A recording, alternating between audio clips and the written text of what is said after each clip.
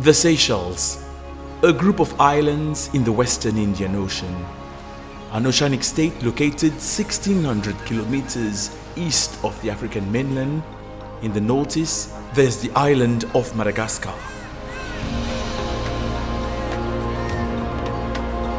The Seychelles Islands has an EEZ of 1.3 million kilometers square, almost 3,000 times the size of its land area.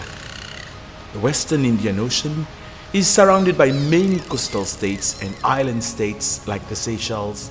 This region is also characterized by high biodiversity, both in terms of species and ecosystems, with a young and growing human population, especially in coastal urban centers, with over 65 million people along the region's coastline, depending on the goods and services of the marine ecosystem to sustain their livelihoods.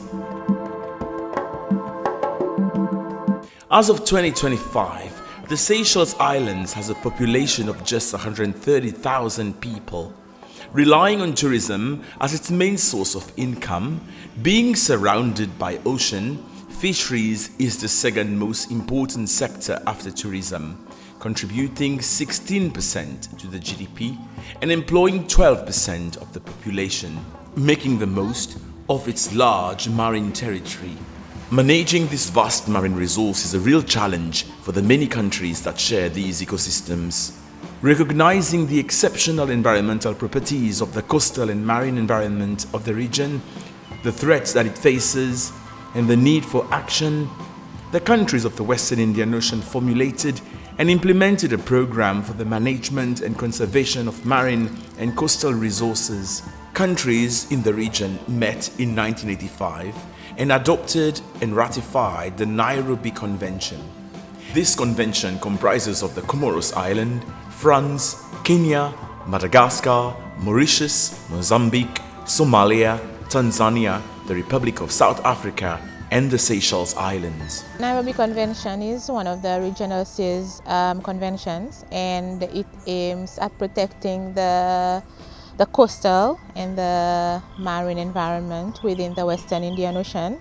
And Seychelles is amongst the 10 contracting parties of the convention.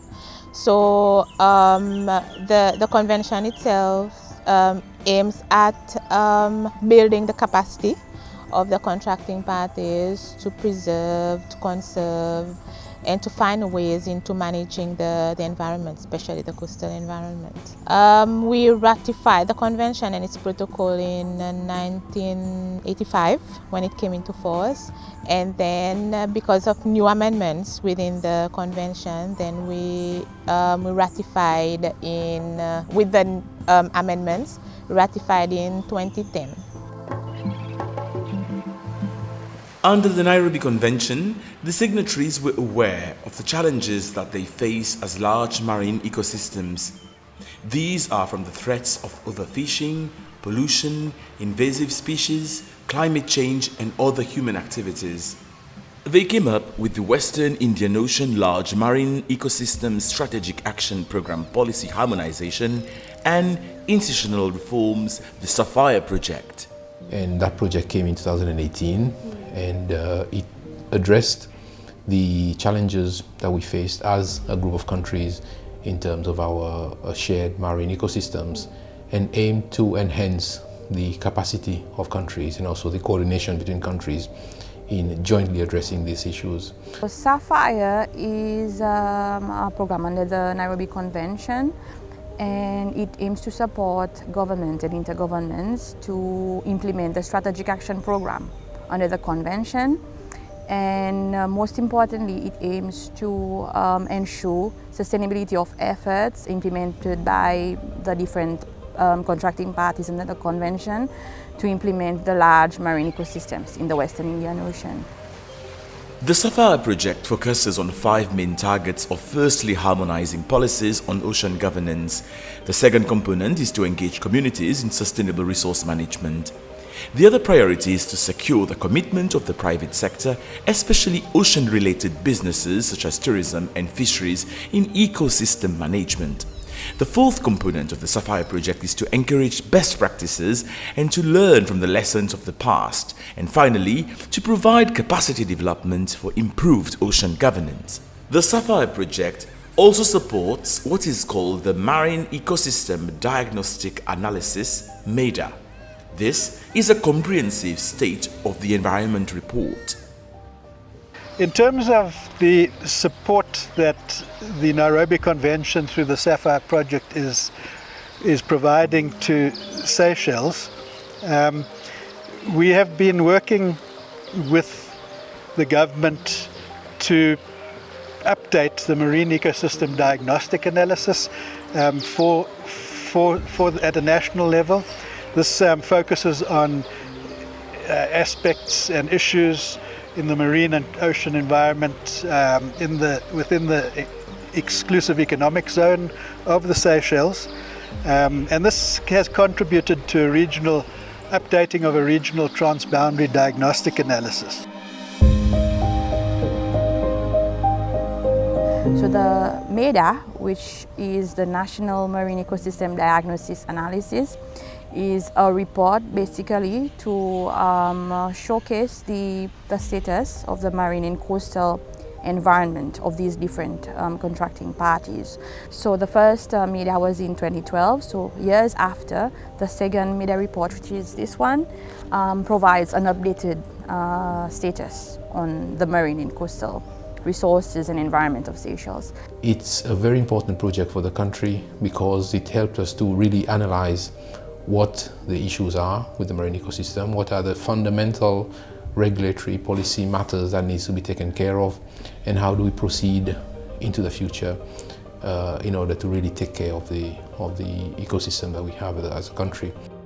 The second diagnostic analysis builds on the first one that was done more than a decade ago.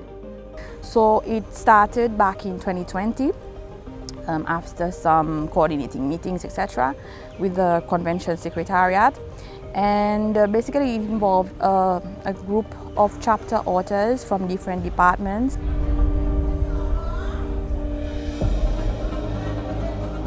So we also gathered information from different stakeholders, for example, from community-based organizations and non-governmental organizations, because we needed to update the information, for example, on the different biodiversity, for example, mangroves, seagrasses, coral reefs, but also in terms of the governance that are involved in the conservation and management of coastal and marine resources.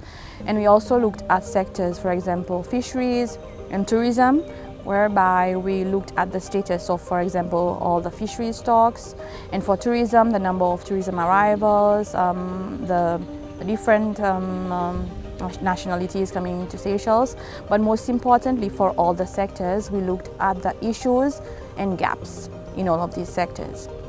And something that came up, for example, for the biophysical environment, was that some of the issues that exist are most of the issues that existed 12 or so more years ago. For example, we still have a big problem with pollution, we still have a big problem with poaching. Climate change is a rising threat to a lot of our biodiversity, so we looked a bit at those. And when we looked at sectors, for example, fisheries, we saw that a lot of the fishery stocks are declining also due to climate change, but also due to overfishing of some of these stocks. So we gathered some very helpful information that will assist not just the Ministry of Agriculture, Climate Change and Environment, but also government in general, but also the other stakeholders. One of the challenges that the large marine ecosystems territories face is the balance between using their vast marine resources and good ocean governance. And for the Seychelles, this is no exception. One area with this polemic challenge is the interest in oil exploration and the challenges that it poses to the marine ecosystem. We are a very small island, developing island state, and we have emerging industries. For example, because of the geology offshore and the age, as I said, the Seychelles granite is 750 million years, and through the breakup history we have sedimentary rocks dating back to 300 million years. So the potential for hydrocarbon is there. And we've had extensive surveys of seismic surveys where we've mapped sedimentary areas, possible stores of hydrocarbon, the different traps that are available, and the wells have showed that we have the ingredients necessary for such an industry in Seychelles. But at the same time, Seychelles is a beautiful country, so there are different ideas on whether Seychelles should explore or remove whatever is there.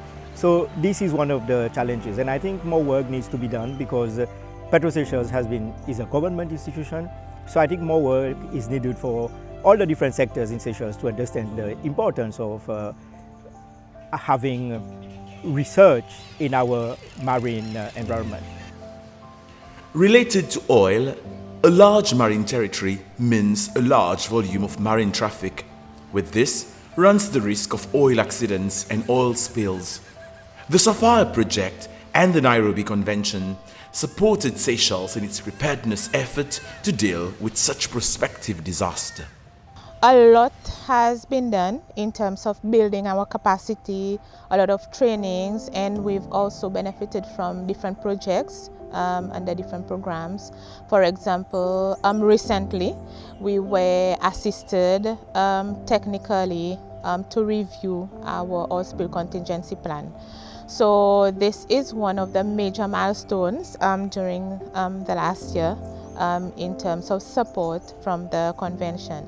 Other benefits came about, for example, the preparation of the National Oil Spill Contingency Plan, which, as we all know, is very critical to the country and critical to protection of ecosystems and species in our territorial waters and EZ.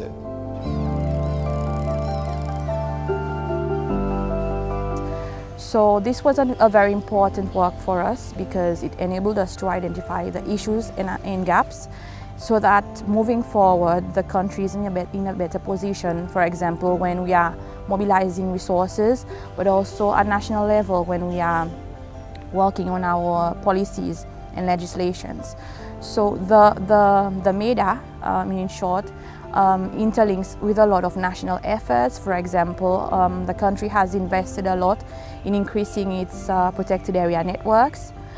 We have done a lot of work in terms of updating outdated legislations and policies. And for example, the marine spatial planning process is a very important piece of work that has been identified in this report.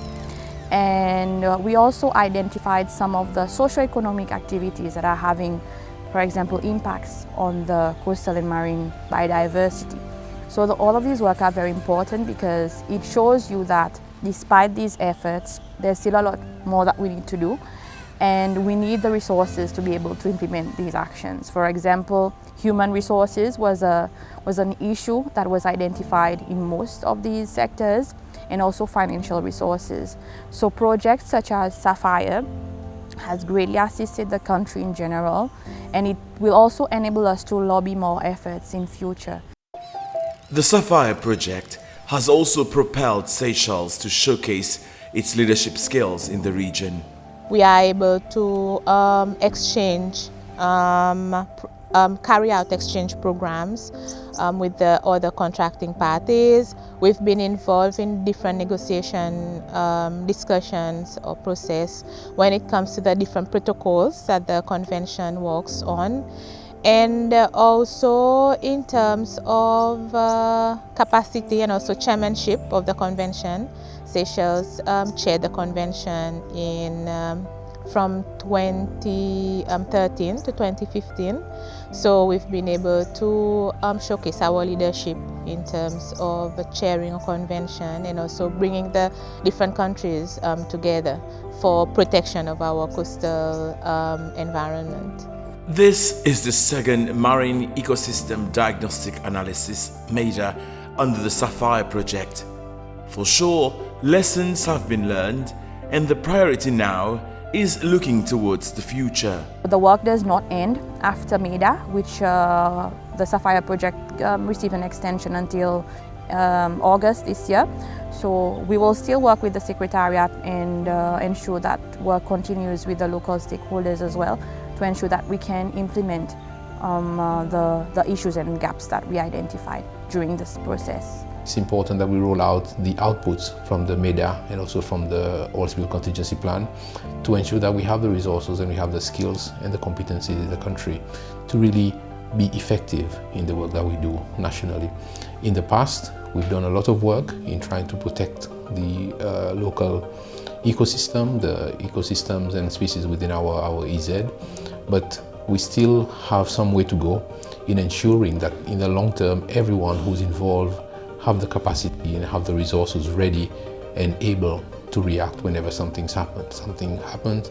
And also, additionally to that, we also have to remember that climate change is one of our biggest challenges in the country. So we have to be aware of what's happening around us, and we have to be in a position to intervene or to put in place the right policy measures to ensure that we preserve what we have, so that in the long run we don't end up losing what we have today as species, ecosystems and benefits for the population of the country.